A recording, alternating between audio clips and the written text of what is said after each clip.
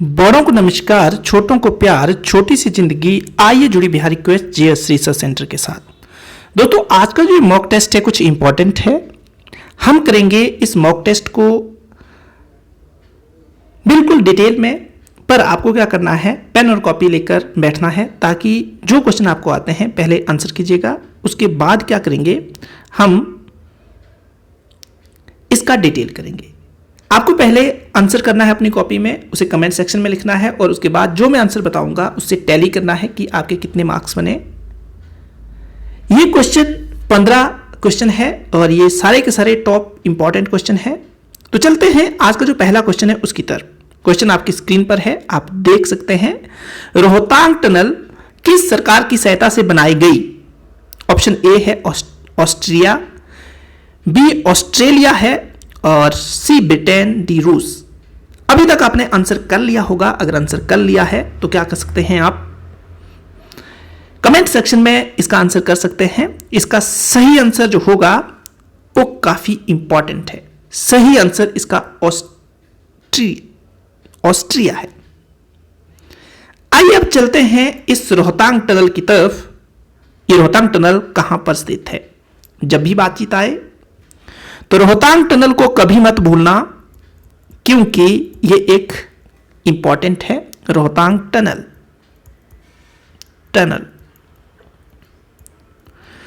जो ये रोहतांग टनल है, ये कुल्लू और जो कुल्लू है हमारा, और साथ में जो लाहौल स्पीति है, कौन सा? लाहौल स्पीति, उसके बीच में कनेक्टिविटी बनाने के साथ साथ ही लद्दाख का जो रीजन है उसके बीच में कनेक्टिविटी बनाने का काम कर रही है। अब ये रोहतांग टनल है, ये स्थित कहां पर है? तो कुल्लू और लाहौल को जोड़ने के साथ लद्दाख को भी जोड़ती है। तो स्थित जो है ये कुल्लू में स्थित है और लाहौल से लद्दाख के लिए ये रास्ता बनाती है।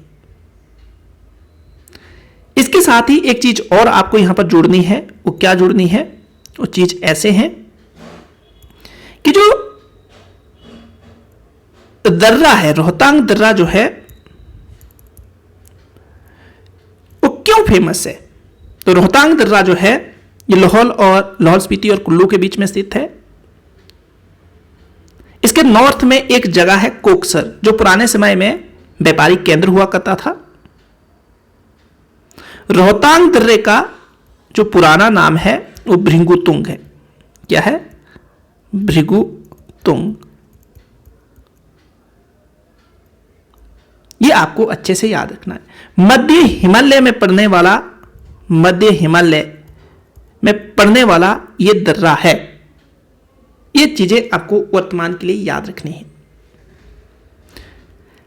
आगे नेक्स्ट वन जो है वो क्वेश्चन कुछ इस तरह है। नेक्स्ट क्वेश्चन जो है, लाहौल में आलू की खेती किस आदमी ने शुरू की?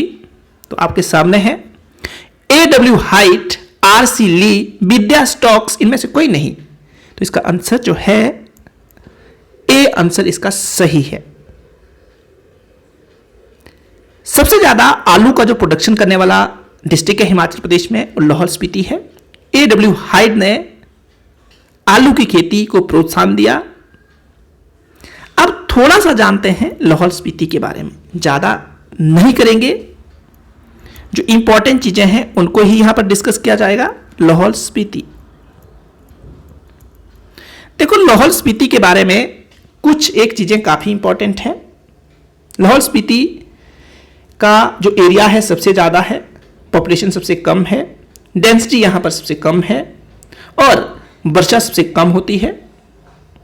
इसके साथ ही जो लाहौल स्पीति है उसे हिमाचल प्रदेश का लिटिल तिब्बत भी कहते हैं।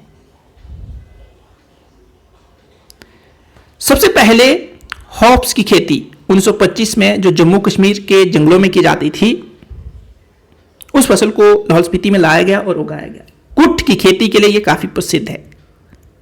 कुट की खेती लाहौल स्पीति में कुछ एक दर्रे हैं, जैसे कुंजम दर्रा, जैसे वरलाचा दर्रा। इसके साथ ही अन्य कुछ एक दर्रे हैं, पर आज इसकी चर्चा नहीं की जाएगी, क्योंकि जब हम लाहौल स्पीति करेंगे तो वहां डिटेल में आपको बताया जाएगा। ये चीजें आपको क्या करनी है, अच्छे से याद रखनी। लाहौल स्पीति का तिब्बती नाम गारजा है। क्या नाम है? गारजा।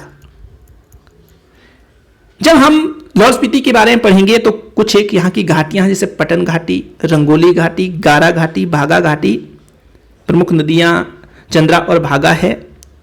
यहाँ की कुछ एक झीलें, चंद्रताल, सूरजताल, यूनामसो झील है। नीलकंठ भी एक झील है जो माना जाता है लाहौल स्पीति में स्थित है। ये कुछ एक चीजें अभी के लिए काफी है मेरे हिसाब से। अब आप एक बात मुझे बताना, आरसीली का संबंध किससे जोड़ा जाता है, विद्या स्टॉक्स का संबंध किससे जोड़ा जाता है? इन्होंने भी कुछ एक फसलों का जो उत्पादन किया हिमाचल प्रदेश में, उन फसलों के क्या आप नाम बता सकते हैं? आगे क्वेश्चन है, इंपॉर्टेंट होने वाला ये क्वेश्चन। क्वेश्चन क्या है?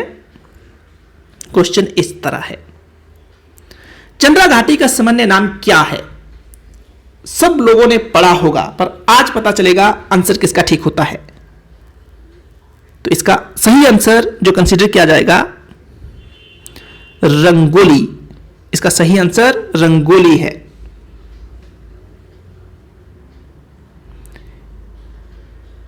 ये पटन, रंगोली, गारा, ये तीनों की तीनों घाटियां जो है लाहौल वाले रीजन में स्थित है।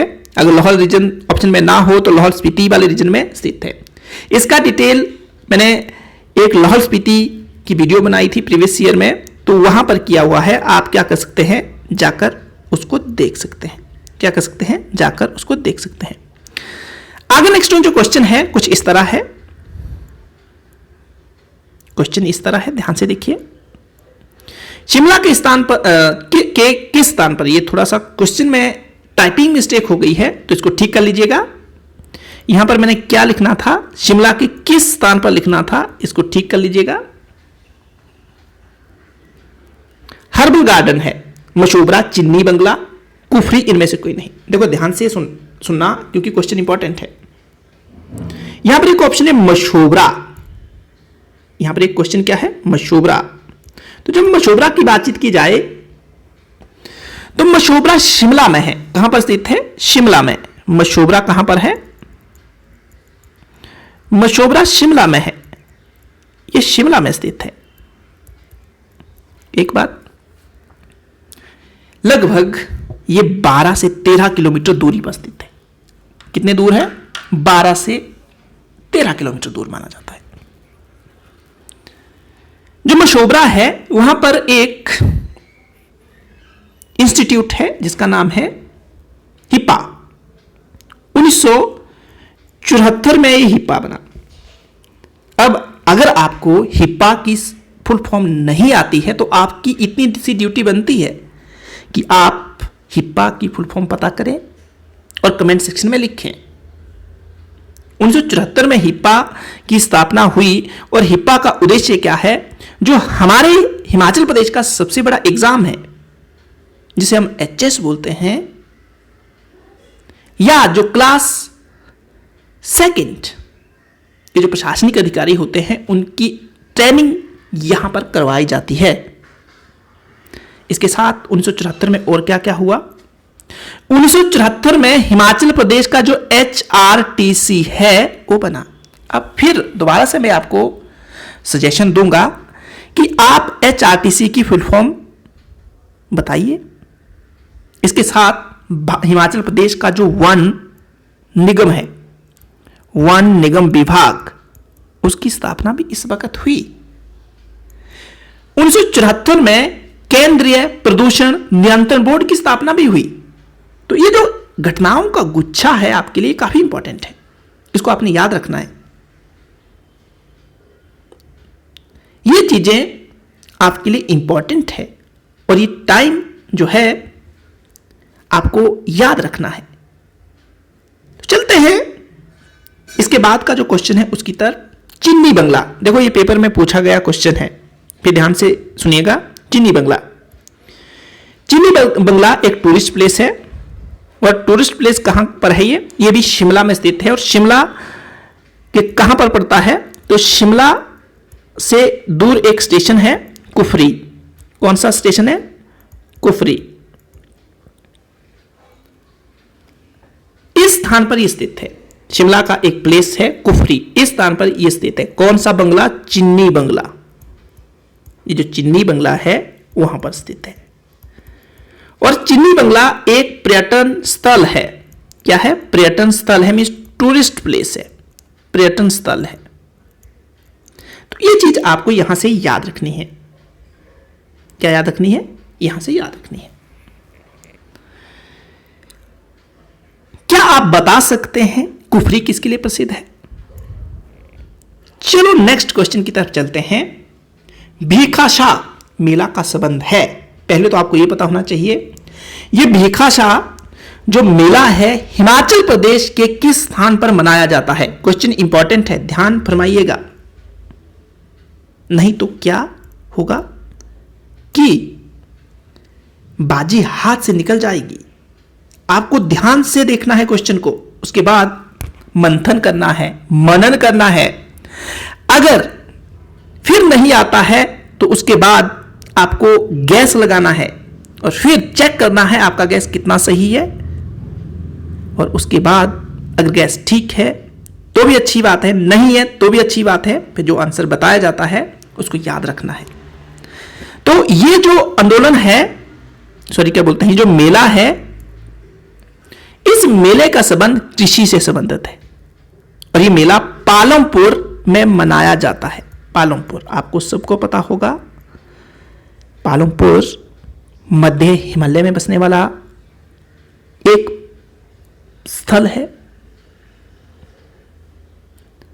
ये जो पालमपुर है यहां पर भीखाशाह मेला मनाया जाता है। पालमपुर में कृषि विश्वविद्यालय है। क्या आप मुझे बता सकते हैं इस कृषि विश्वविद्यालय का अन्य नाम क्या है? इसकी स्थापना कब हुई और इसका पहला हेड कौन था? तो यह चीज आपको अच्छे से याद रखनी है। यह मेला कहां पर मनाया जाता है। आगे चलते हैं नेक्स्ट क्वेश्चन की तरफ। केहरी सिंह ने कौन सा सिक्का चलाया था? क्वेश्चन इंपॉर्टेंट है, बने रहिएगा। आज यहां पर आप अपने आप को चेक कर सकते हैं कि आपने जो पढ़ा है वो काम कर रहा है या नहीं कर रहा है। केहरी सिंह ने कौन सा सिक्का चलाया था? तहलका, तिलका, टिहला, उपरोक्त सभी। तो दोस्तों आपको पता होगा केहरी सिंह बुशैर रियासत का एक राजा हुआ है। क्या हुआ है? केहरी सिंह,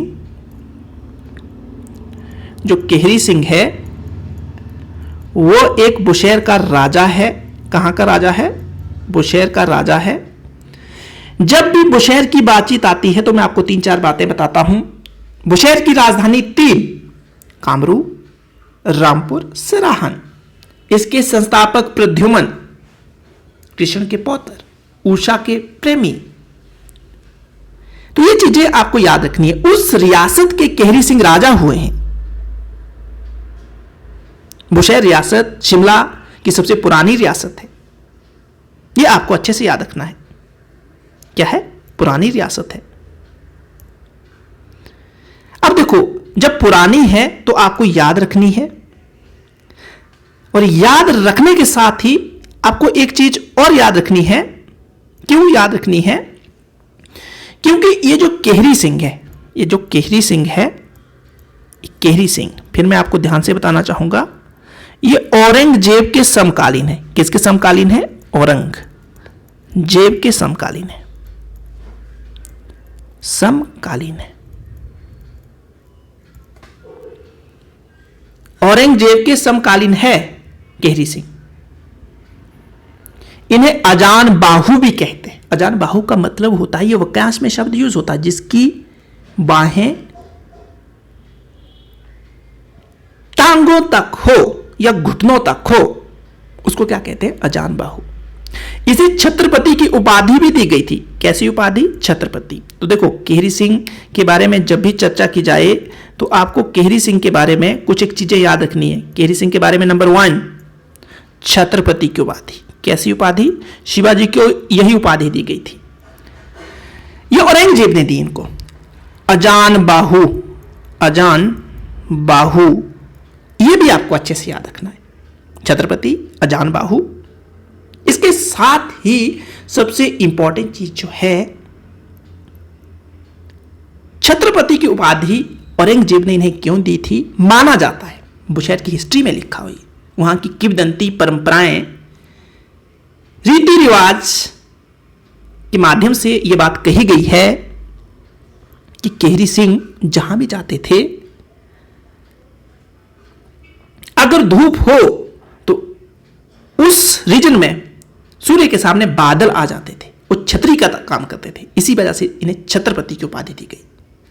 देने वाले व्यक्ति औरंगजेब। औरंगजेब को जिंदा पीर कहते हैं, औरंगजेब को जिंदा पीर कहते हैं।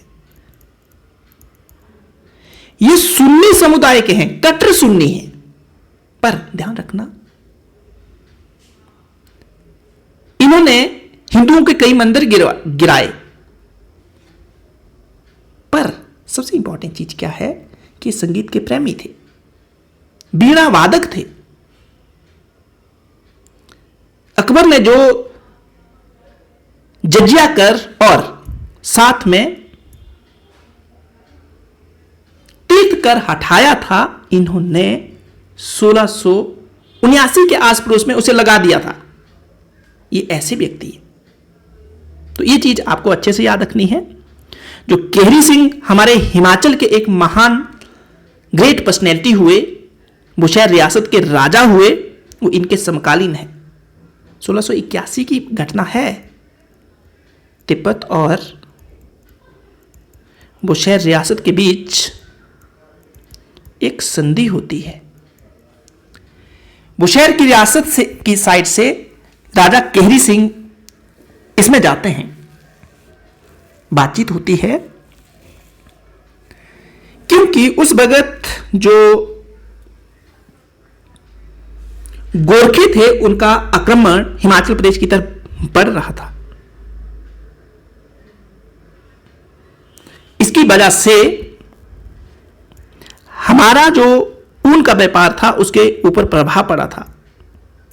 तो ऊनी व्यापार को बनाए रखने के लिए 1681 में केहरी सिंह और जो तिब्बत का राजा है केहरी सिंह प्लस तिब्बत का जो राजा है, उनके बीच में एक संधि होती है। और इस संधि के बाद एक मेले की शुरुआत होती है जिसे नाम दिया जाता है लवी का मेला। वर्तमान में लवी का मेला एक अंतर्राष्ट्रीय स्तर का मेला है। रामपुर में सतलुज नदी के किनारे लगता है। ये रामपुर वही रामपुर है जिसके संस्थापक राम सिंह थे। ये वही रामपुर है जो बुशहर की राजधानी भी रहा, ग्रीष्मकालीन राजधानी रहा। उसके बाद लवी मेला मनाया जाता है। लवी मेला एक व्यापारिक मेला है और लवी का मतलब लोई से जोड़ा जाता है और लोई का मतलब ऊन होता है। ये चीजें आपको अच्छे से याद रखनी है। हिमाचल के एग्जाम के पर्सपेक्टिव से ये सारी की सारी चीजें इंपॉर्टेंट है।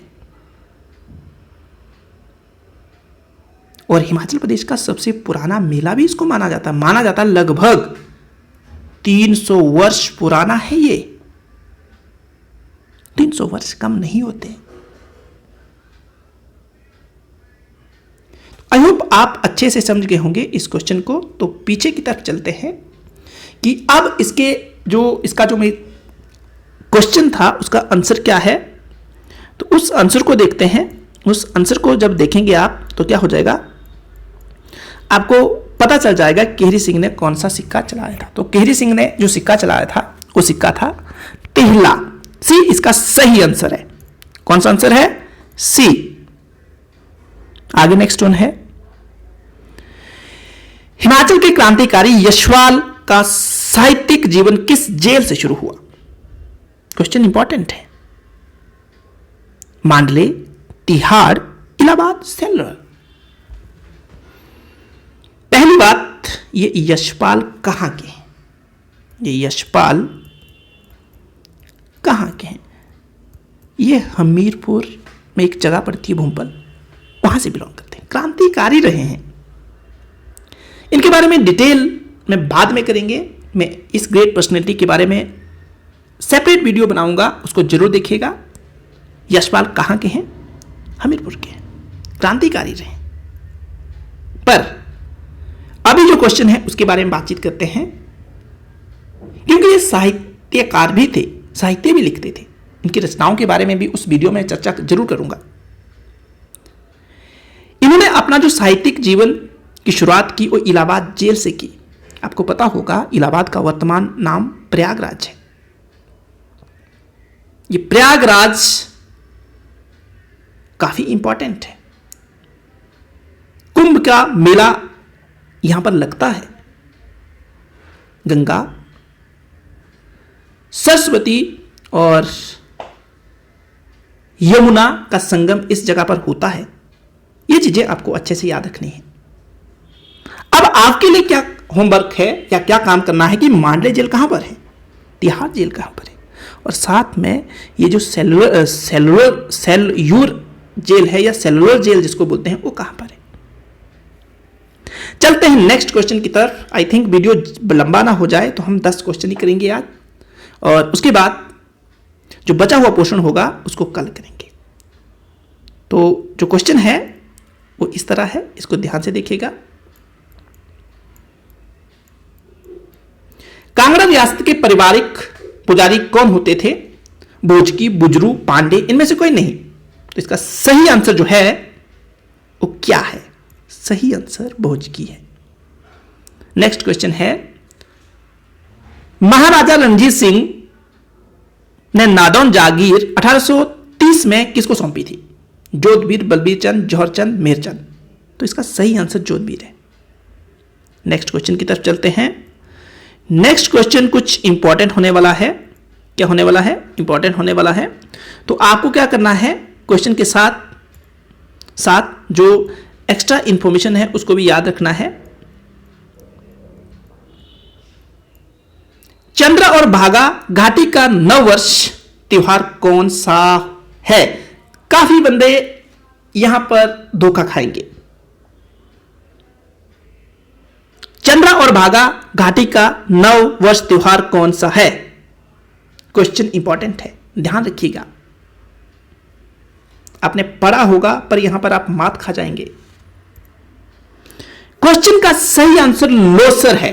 देखो, चंद्रा और भागा घाटी की बात की हुई है, और उस रीजन में जो नव वर्ष का त्योहार होता है लोसर होता है। साथ में अगर लोसर ऑप्शन में ना होता तो हल्दा इसका सही आंसर था। क्या था? इसका हल्दा सही आंसर था। तो ये था आज का वीडियो। मुझे आशा है आपको ये वीडियो पसंद आया होगा। अगर ये वीडियो पसंद आया तो आप क्या कर सकते हैं, इस वीडियो को लाइक शेयर कर सकते हैं। साथ में वीडियो को शेयर जरूर कीजिएगा, और अभी तक अगर आप नए चैनल पर आए हो तो चैनल को सब्सक्राइब जरूर कीजिएगा, क्योंकि ये जो वीडियो है ये आपके लिए काफी इंपॉर्टेंट है। ये आपके आने वाले एग्जाम में हेल्प कर सकता है। साथ में आपको क्या करना है कि बड़ों का रखना है ध्यान, उनका करना है सम्मान, पर्यावरण सेहत का रखना है ध्यान। ये होना चाहिए हमारी जिंदगी का परम काम। धन्यवाद। जय हिंद।